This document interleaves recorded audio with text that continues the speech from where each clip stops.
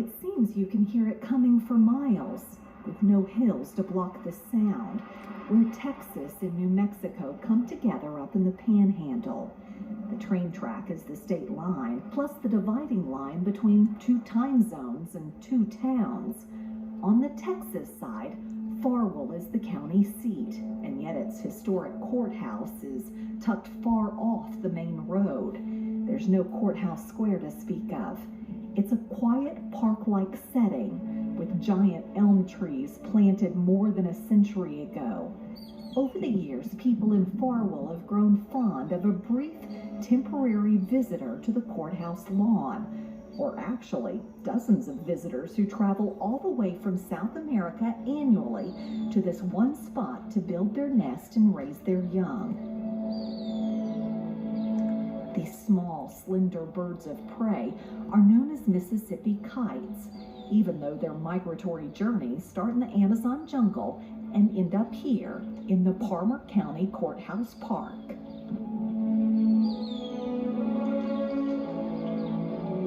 They're built to be elegant when on the wing, and they can move quick. It's quite wonderful. They have these really long wingspans, so it's amazing to watch.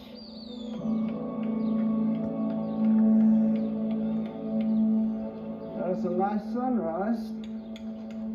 Wind is down, it's good, it's a little cloud cover. This is an excellent morning. I hope that we're rewarded. All right, let's go up. Ready? Farwell's unusually high population of kites has attracted the attention of raptor expert Dr. Ben Skipper and his graduate student Brittany Lofton from Angelo State University. There hasn't been a whole lot of work. Certainly compared to other birds, these are an understudied bird of prey.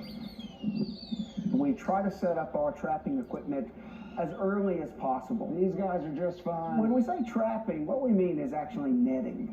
And when the bird runs into the net actually collapses down, wrapping them up in the mesh. Here we go. As the editor of the local newspaper looks on, Ben and Brittany know they're both working in almost totally uncharted territory. You won't find a lot of information on them. Even when they go to South America, we're not exactly sure where they even go during the winter months. It gets a little bit of a shake to it from the interference from everything else, but that shouldn't bother them. The net alone will not catch these kites. What they need is some reason to be drawn into it. And what we use is a model of a great horned owl. We put a motor inside of its head so that its head will move from side to side. And with enough time, the kites eventually notice it, and then they're drawn to it, trying to drive it away from the nesting area. Over the years, County Judge Trey Ellis has listened to complaints from people coming in and out of the courthouse being dive-bombed from overprotective nesting kites. Seems the judge is just in time to witness something he's never seen before. After moving the owl around the park, we seem to have caught the eye of a few kites. What happened next was all other kites within the park joined in.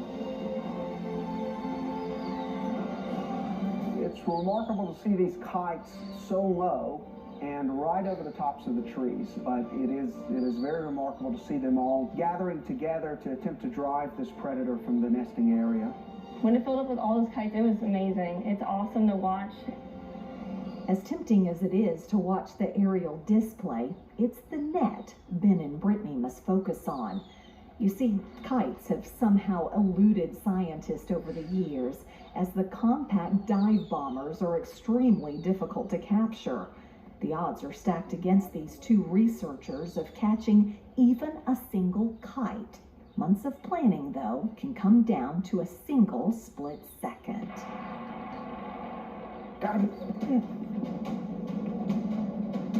When the action comes on, it is a real jolt to one's system. My heart rate goes up. There's a chance that the bird is not well caught and could escape.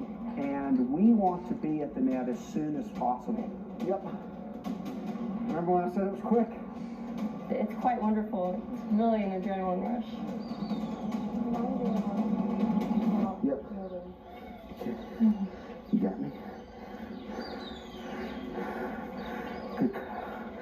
Good job, Brittany. You go all the way down? No, I can get it from here. Okay. I told you, be quick. Just that one moment when you're holding that animal, it's really awesome. Those red irises. Speed is of the essence when working up the bird, and so we want to be as quiet and calm, but also quick as we can be. No one else really does it. I only know of one other researcher in Texas who does it, and then Dr. Skipper and myself, so that's only 3 people. That's not very many people in general in the whole country. 280 grams. Does this bird come here every year from South America? It does. They are returning not only just to the United States or to Texas, but they're really returning to Farwell, but in many cases also the same tree. It's kind of amazing to think about. I get lost sometimes walking around the grocery store, and these birds can fly all the way from South America, North America, come back, find Farwell, Texas, find this courthouse. And it's kind of amazing to think about. And that is about 14.8 millimeters. A successful trapping day is catching one bird. So one bird that we catch gives us so much information. 4.7. There is a protocol to be followed, but there's also a moment where you can pull back and appreciate that it's hard to beat working with one of these unique raptors. It's just a really heartwarming moment to me to get to enjoy that moment with that bird. I'm going to remove the hood from the bird. So you know the bird's about to be released, and then you lower them to the ground. You don't ever want to throw them in case they're just not ready for some reason. Farwell's been good to us. This is definitely a thank you card place, you know. Yeah. He can soar freely and be back on his nest or wherever he wants to be. It may be way before noon, but Ben Skipper and Brittany Lofton's day is over. They felt the warm heartbeat and the soft feathers that can lift and carry one special bird for thousands of miles. Beneath the canopy of towering elms at the courthouse in Farwell, 2 scientists now have a chance to slowly unlock the curious migratory mysteries of a graceful gray bird of prey. I can go home and sleep well tonight knowing that that bird was not harmed in any way, shape, or form, and that it has rejoined its population, you know, with just a 15 minutes or so absence. I would love to do this for the rest of my life.